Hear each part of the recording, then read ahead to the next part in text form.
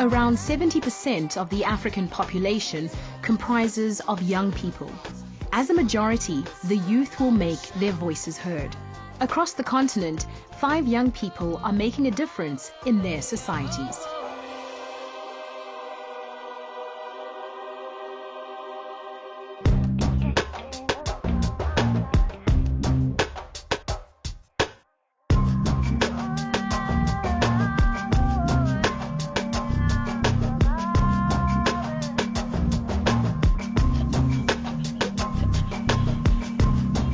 Tive uma amiga que engravidou de um professor na escola.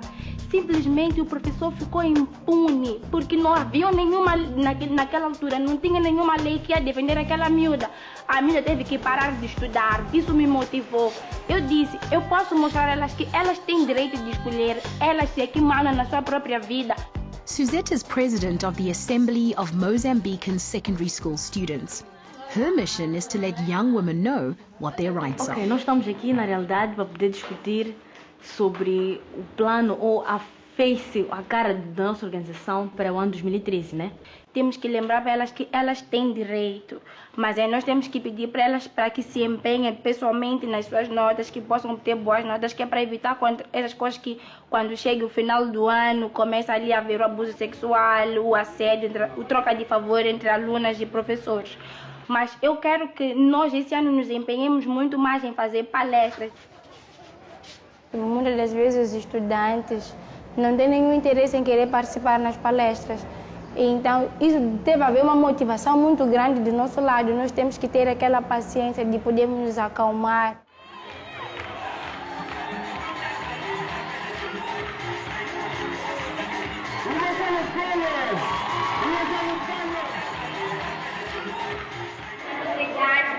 Em termos de direitos da mulher, aqui no nosso país tem algo muito feio. Em certas cidades, nós não podemos estudar porque temos que nos casar, ficar em casa, cuidar dos nossos maridos, do nosso lar. Mas eu acho que não devia ser assim, porque nós também queremos estudar, queremos ter um trabalho. Qual é a tua opinião?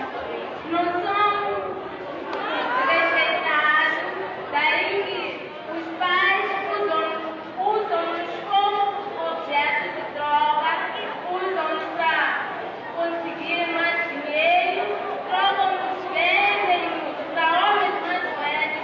A esses casamentos, dizem que é casamento infantil, mas para mim não é casamento infantil, é união forçada. Temos que lutar por um basta nessas coisas. É tudo. Obrigada.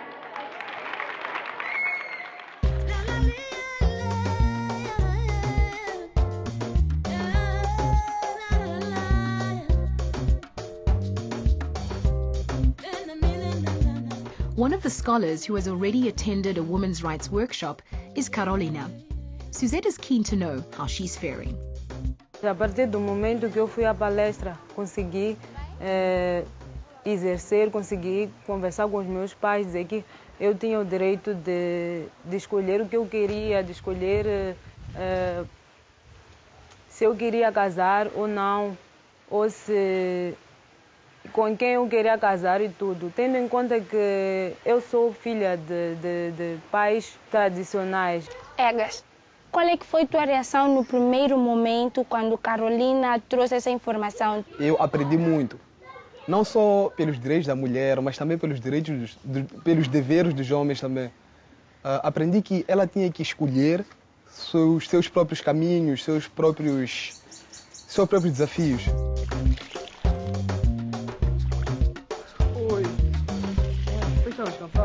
Antes eu não lavava louça, dizia que para homem não lavava louça, mas agora eu lavo a louça, cozinho às vezes quando ela não está. Quer dizer, isso para mim foi uma apreensão, porque aprendi que poderia fazer o que certas mulheres faziam. Suzette is already seeing results from the over 30 workshops she has held.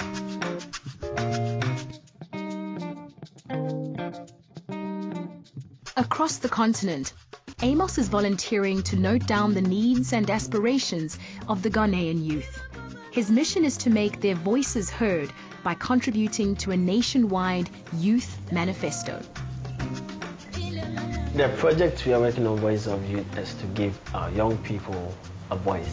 young people by young people for young people. We are not going to sit down for people to tell us what they want to do for us, but then we are going to ask them to do what we want for us. We would like to take recommendations and then input on which aspect of society would you want to make a recommendation about into the Youth Manifesto. Youth is ranging from 15 years to 35. People just ignore the teenagers. I think the age of young people to vote should be reduced from 18 downwards to affect all teenagers. How many schools do we have that integrate disabled people, visually impaired, audibly impaired into the whole educational system? I ask that a comprehensive sexual reproductive health service should be rolled out, clearly cut. Over 1 million young people around Ghana have participated in the Youth Manifesto, with the goal of incorporating this into the National Development Agenda. Part of the pledge is to make the country a gender-equal society. This means improving girls' access to education, healthcare, and employment. I'm very happy that our voices are going to be heard so that our problems and our worries can all be solved so as to improve on development.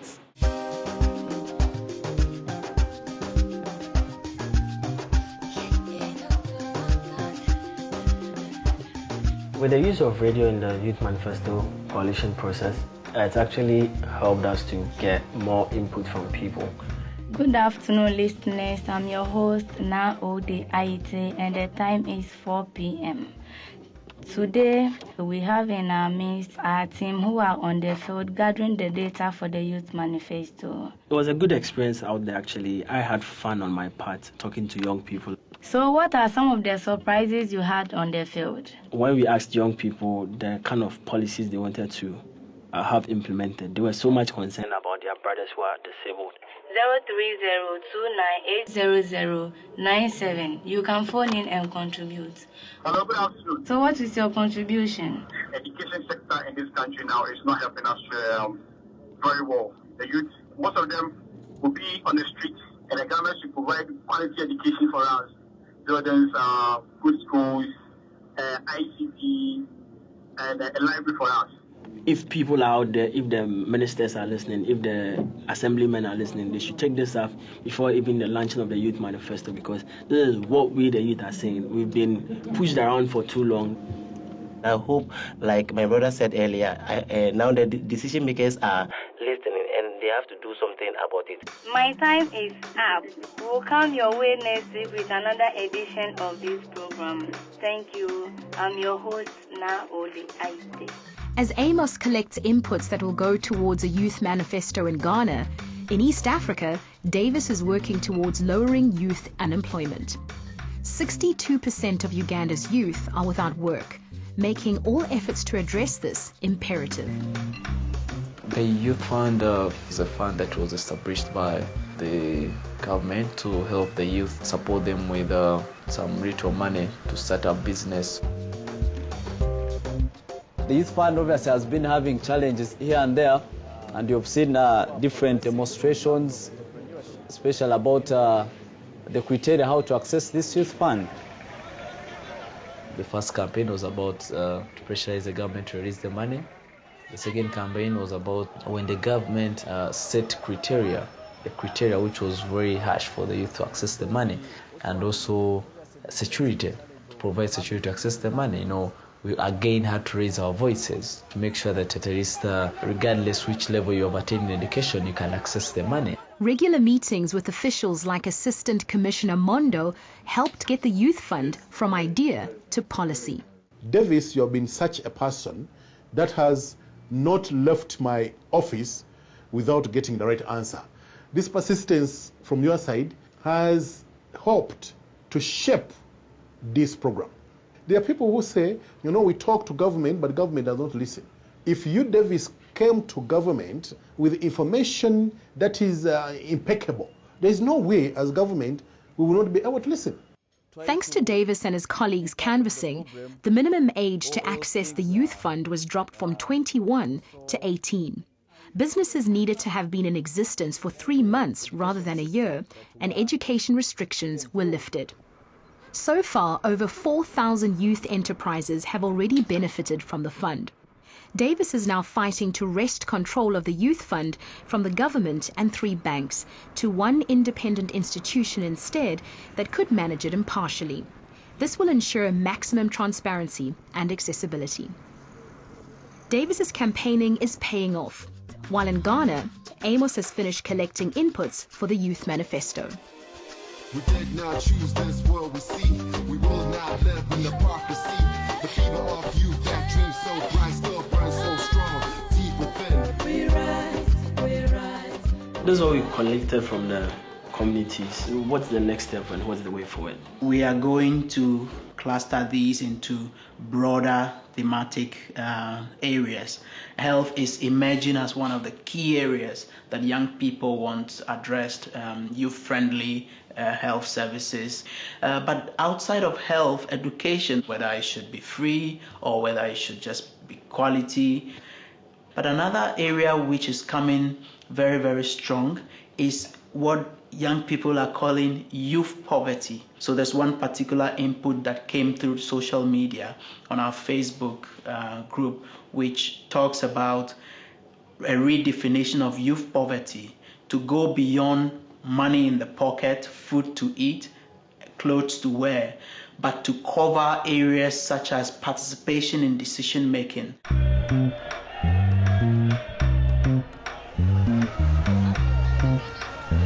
An endorsement by political leaders is the first step towards national policy implementation of the Youth Manifesto. Meanwhile, another Voices of Youth team visits presidential candidate Hassan Ayariga. As young people, we presented, this Youth Manifesto on policy concerning issues that affect us. At 40, I am the youngest presidential candidate in the history of this country.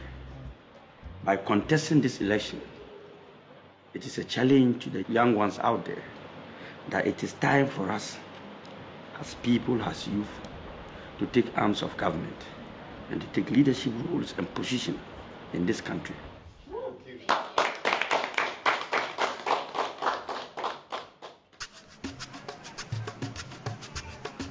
Back in Uganda, Davis visits a young entrepreneur who has benefited from the youth fund that he worked hard to get the government to establish on easy terms. How do you feel after getting the youth fund? Before it wouldn't be easy because I never had any access to funds. This youth loan, it would be easy for us to access money with a low interest rate. What kind of business do you have? We do majorly in jewelry, ladies' jewelry, both handmade and imported ones.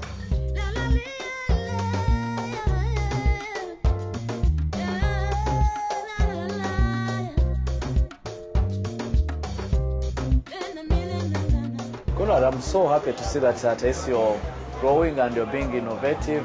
I see myself as a big investor in the future because I see opportunities of growing. I want to move from such a small scale to a big scale. I want to start importing, get employees.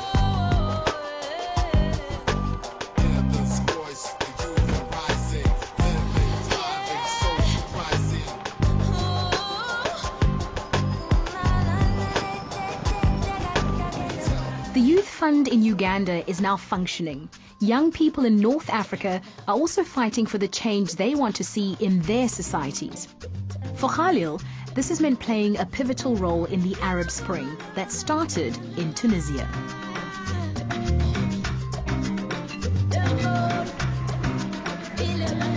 الناس في الخارج يخافون الظلم بن علي ويخافون كلاب حراسة بن علي. حتى في الاجتماع كما أسلف الصلاح، يعني حتى في الاجتماعات كنا نعجز أن نحن نتحاور ونتحدث بكل أريحية. يعني سقوط نظام الطاغية بن علي هو يعني حرية التعبير، هو يعني حرية الصحافة، هو يعني حرية الإعلام، هو يعني العمل في الجانب الحقوقي.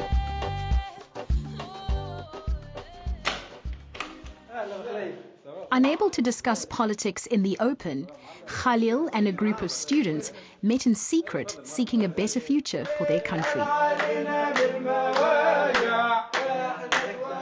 كان الشباب الذي لم يناهز سنهم 25 سنة كانوا يجتمعون في هذا المكان للتخطيط كيف يواجهون هذا القمع.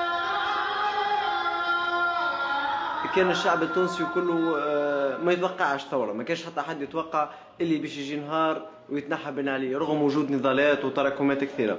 الفيسبوك الذي ساهم بدرجة كبيرة في إسقاط هذا النظام أو حتى إسقاط بعض الأنظمة في خارج تونس. يعني الفيسبوك من خلال المجموعات السرية الموجودة داخل الفيسبوك أو من خلال بعض الصفحات التي ساهمت في الدعوة إلى الخروج عن الصمت، إلى الخروج في الساحات، إلى رفض نظام بن علي.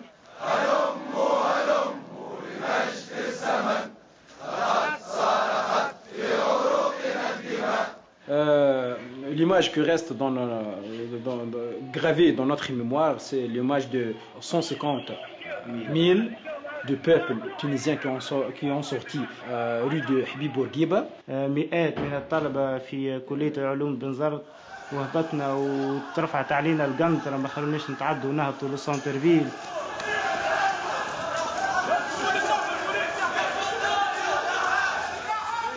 وركح فينا الغاز والمتراك ونساء ورجال تعيط صايي بن علي ديجاج. يعني كان مشهد غريب يعني، وحتى يعني لاحظنا حتى تعاطف يعني بعض رجال الامن يعني هبطوا يديهم ما عادش يضربوا يعني وكيف كيف يعني المشهد.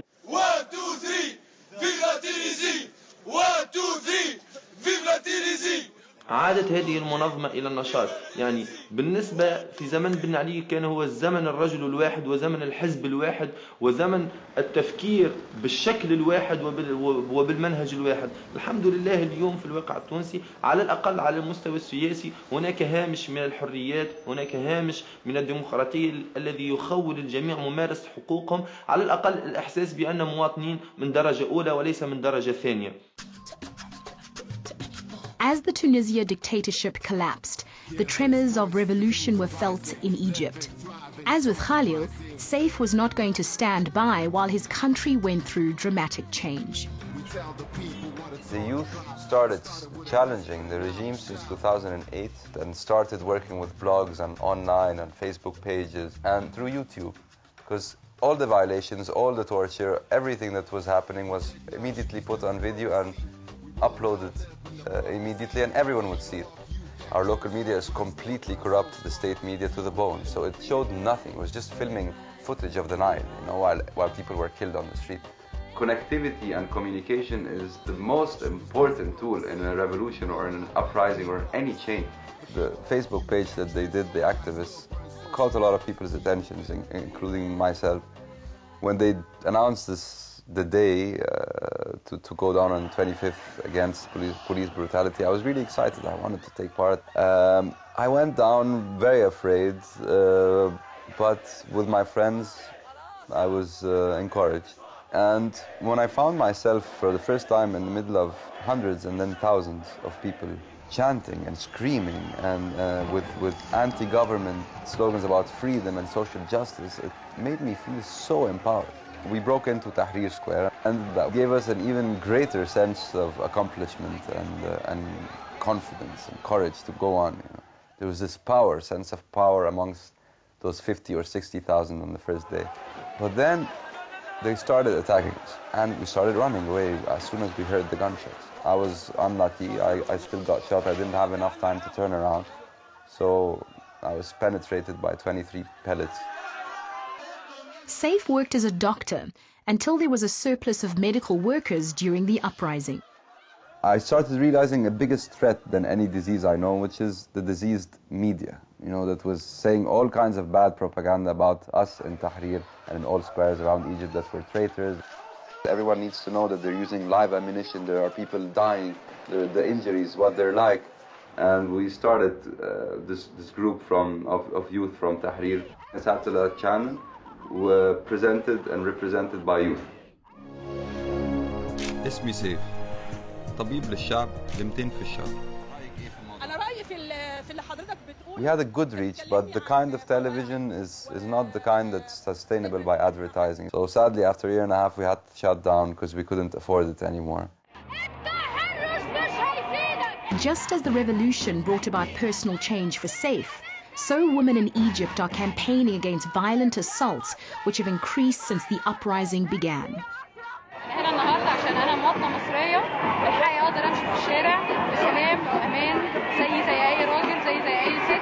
In Tunisia, women are raising their voices to hold on to existing rights gained during the previous secular regime, such as equality between men and women, which was enshrined in the former constitution.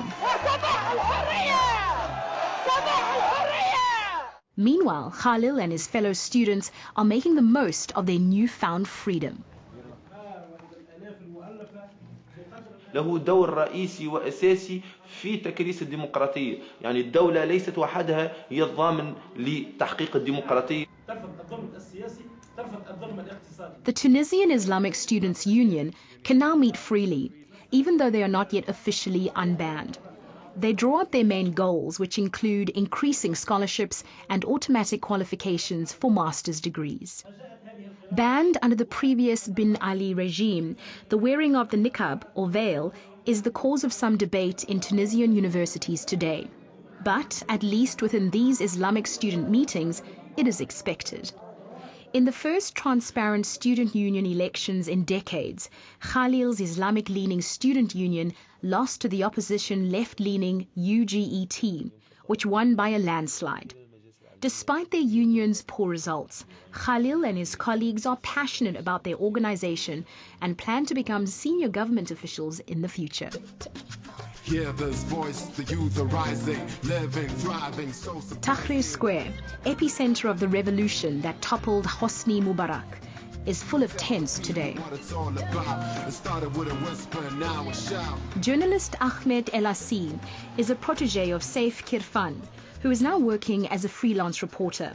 Ahmed is an excellent sounding board for understanding the latest developments in an ongoing revolution. عديت على الميدان انا شايف لسه في خيام هناك مين اللي قاعد هناك لسه انا رحت الميدان من يومين بالظبط انما مع الخيام اللي موجوده في الميدان ما اعرفش في الحقيقه ما اعرفش فيها مين دلوقتي وغالبا يعني لو قلنا الميدان تصغير لمصر فده عشان هي مصر كده برضه يعني مصر ما تندركش تحت اسم واحد يعني ما اقدرش اقول جمهوريه مصر العربيه بس كده انا شايف ان ده يعني قصور فكر ولا جمهوريه مصر الاسلاميه برضه دايما حتى احنا في شغلنا كنا بنقعد يعني ما حدش بيهتم بالشويه اللي بيفضلوا بعد الاعتصام الكبير دول الشويه اللي بيفضلوا ويتضربوا دايما في الاخر ما حدش بياخد باله منه غير لما يتضربوا بالظبط انا عايز اروح كده اعمل لقاء معاهم اشوف الناس اللي فاضله دي ايه نظامها لازم تروح في 100 قصه في ميدان التحرير أو 1000 قصة حتى ممكن تكون في الآية.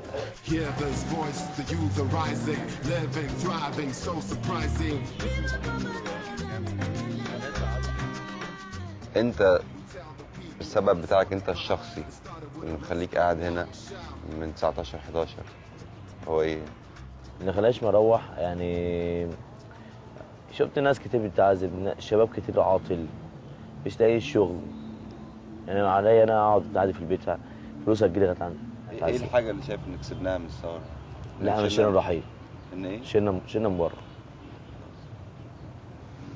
احنا دلوقتي طلبنا قلنا في جاي اكتر احسن في جاي جديد. لقينا فيه مفيش جديد خالص اللي جاي ده يعمل ايه؟ يخلي الشعب يجوع اكتر بيغلي كل حاجه. قارتنا في السياسه اكتر وبقى لي مهتمه بتتكلم في السياسه اكتر من الاول بقى.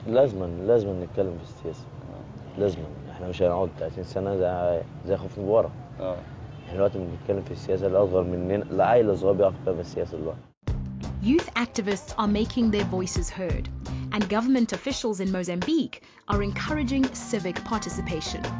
O que deve ser feito é o envolvimento das lideranças comunitárias no desenho e aplicação destas leis, sobretudo na transmissão de mensagens que contribuem para o desenvolvimento da rapariga na escola. Eu gostaria que nós fôssemos mais longe, É por isso que eu insisto, nós temos que ir mais longe, temos que pisar no campo e deixarmos de nos centralizar só aqui na cidade, porque no campo, lá sim é que há muito trabalho, lá onde nós devemos começar do zero, tirar o capim e plantarmos essas mentes, porque infelizmente as meninas de lá não têm acesso a essa informação. The need to improve livelihoods and create jobs on the continent with the highest population growth rate is acute. Governments have to come up with innovative and practical solutions, such as supporting the establishment of businesses. So too is the importance of including the youth in policy choices that affect young people. If these issues are not addressed, the results can be unrest or revolution.